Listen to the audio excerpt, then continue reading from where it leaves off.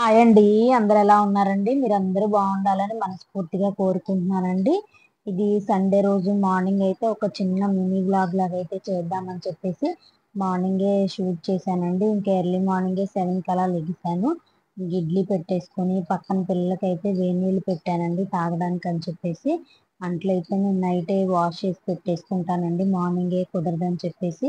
చలికాలం కదండి. ఇంకా నీళ్ళు అనేవి మరిగిపోయిన తర్వాత అవి పక్కన పెట్టేసుకొని ఇంకా టీ అయితే పెట్టుకున్నానండి నేను.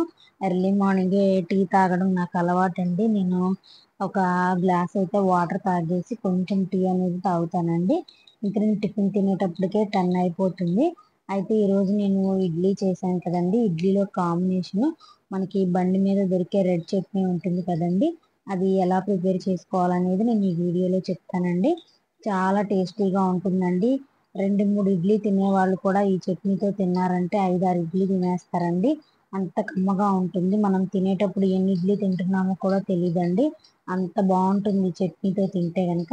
ఆ చట్నీ ఎలా ప్రిపేర్ చేసుకోవాలని చెప్పేసి నేను చెప్తానండి. చాలా సింపుల్ అండి. చాలా టేస్టీగా కూడా ఉంటుంది. నేను ఒక 5 మీడియం సైజు టమాటాలను అయితే తీసుకున్నానండి. అవన్నీ కూడా హాఫ్‌కి కట్ చేసేసుకుంటున్నాను మధ్యలోకి. అలాగే ఎండుమిరపకాయలు తీసుకోవాలండి దీనికి మనకి. ఎండుమిరపకాయలు నేను ఒక 10 ఎండుమిరపకాయలు అయితే తీసుకున్నానండి. ఒక 5, 6 వెల్లుల్లి రెబ్బలు అయితే వేసుకున్నాను. ఇదే టమాటాలు అనేవి మిడిల్లోకి ఇలా కట్ చేసేసుకొని పెట్టేసుకుంటున్నానండి. ఒక గిన్నెనైతే తీసుకొని దాంట్లో టమాటోలు మనకి ఎండుమిర్చి కారానికి తగినట్టు తీసుకోవాలండి మనం. మనకి ఎన్ని కావాలో అన్ని వేసుకోవాలి. మీరు కారం ఎక్కువ తినే వాళ్ళైతే ఇంకొంచెం ఎక్కువ యాడ్ చేసుకోండి. అలాగే ఒక 5 చిన్నుల్లిపాయలు, 2 గ్లాసులు వాటర్ అయితే పోసానండి. మీ చిన్న టీ గ్లాస్‌ది. అలాగే మీరు కుక్కర్‌లో పెట్టుకునే వాళ్ళైతే గనుక ఒక టీ గ్లాస్ వాటర్ అయితే సరిపోతుందండి. నేను నార్మల్‌గా గిన్నెలో బాయిల్ చేస్తున్నాను కాబట్టి ఒక 2 గ్లాసులు వాటర్ అయితే వేసుకొని అవన్నీ కూడా చక్కగా మనకి ఉడికేంత వరకు బాయిల్ చేసుకోవాలండి. ఇలా మధ్య మధ్యలో కలుపుకుంటూ చూడండి. నీళ్ళన్నీ ఇంకిపోయేంత వరకు చక్కగా మనం ఉడకబెట్టేసుకోవాలండి. మీరు మిర్చి ఎక్కువ వేసుకోండి.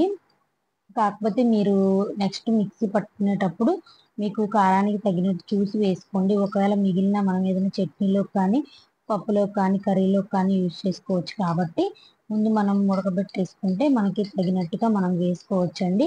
సరిపోకపోతే ఇంకొంచెం యాడ్ చేసుకోవచ్చు. ఎక్కువైతే ఇంకా 2, 3 పక్కకి తీసి పెట్టేసుకోండి. ఇంక ఇలానే ఇవన్నీ కూడా చల్లారిపోవాలండి. చల్లారిపోయిన తర్వాత మొత్తం కూడా మిక్సీ పట్టేసుకోవాలండి. మిక్సీ పట్టుకుంటే ఇంక మనకి చట్నీ అనేది రెడీ అయిపోతుంది. మనకి కుక్కర్‌లో అయితేనేమో ఒక 2, 3 విజిల్స్ వస్తే సరిపోతుందండి. ఇలా గిన్నెతో మనం ఉడకబెట్టుకునేదైతే ఒక 10 మినిట్స్ అయితే పడుతుందండి. మీడియం ఫ్లేమ్‌లో పెట్టుకొని మొత్తం అంతా కూడా కుక్ చేసేసుకోండి. నేను మొత్తం మిరపకాయలను అయితే వేయలేదండి. ఎండుమిర్చిని ఎందుకంటే కారాన్ని చూసి వేసుకుందామని చెప్పేసి నేను కొంచెం తక్కువే ఏసాను. ఇంకా దాంట్లో కొంచెం సాల్టు, జీలకర్ర కొంచెం ఎక్కువ వేసుకున్నా ఏం కాదండి. ఉప్పు మనం సరిపడినంత అయితే వేసేసుకొని మెత్తగా మిక్సీ పట్టేసుకుందామండి. మనకి ఈ బండి మీద ఈ పల్లీ చట్నీ గానీ, లేకపోతే పప్పు చట్నీ కాంబినేషన్ రెడ్ చట్నీ ఏస్తారు కదండీ! ఆ టేస్ట్ ఉంటుందండి మనకైతే. ఇంక ఇంట్లో ప్రిపేర్ చేసుకోవడం కదండీ మనం. మనం ఎన్ని తింటామో కూడా మనకి లెక్కుండదండి. దోసల్లోకి, ఇడ్లీల్లోకి చాలా బావుంటుందండి చట్నీ. చేయడానికి కూడా పెద్ద ప్రాసెస్ ఏమి ఉండదండి. చాలా సింపుల్‌గా చేసేసుకోవచ్చు. ఇదిగోండి ఇంకా మెత్తగా మిక్సీ పట్టేసుకుంటే మనకి ఇలా చట్నీ అనేది రెడీ అయిపోతుంది.